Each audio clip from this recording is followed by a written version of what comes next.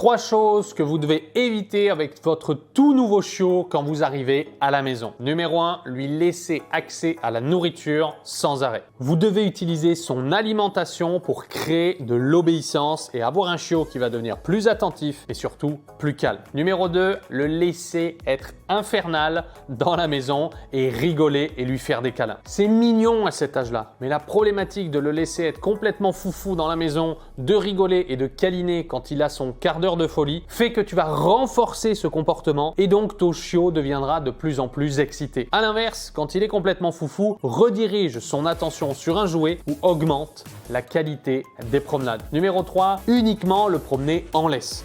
Si tu es en ville, évidemment, il sera en laisse. Mais tu dois très rapidement le balader sans laisse ou si tu as vraiment peur de le détacher, utilise une longe. C'est une longue laisse de 5, 10 à 15 mètres. Adapte sa taille et son poids au poids de ton chiot. L'objectif va être que lors de chaque balade, ton chiot puisse se dépenser. Car s'il ne se dépense pas assez, ton chiot va continuer de mordiller, d'être complètement foufou et de n'en faire qu'à sa tête. Sauf qu'il n'en fait pas vraiment qu'à sa tête. C'est un signe qui montre qu'il n'est pas assez stimulé. Erreur bonus supplémentaire, ne lui laisse pas accès à la gamelle d'eau la nuit, puisque s'il boit la nuit, ça va augmenter la durée d'apprentissage de la propreté et donc il sera malpropre plus longtemps. La nuit, au moment où tu pars te coucher, mets simplement sa gamelle d'eau en hauteur, comme ça il ne pourra pas boire pendant la nuit et je te rassure, ce n'est pas grave pour sa santé. Si tu cherches des conseils pour éduquer ton chiot ou ton chien, je partage régulièrement des conseils sur mon compte, donc on se retrouve très vite dans la prochaine vidéo.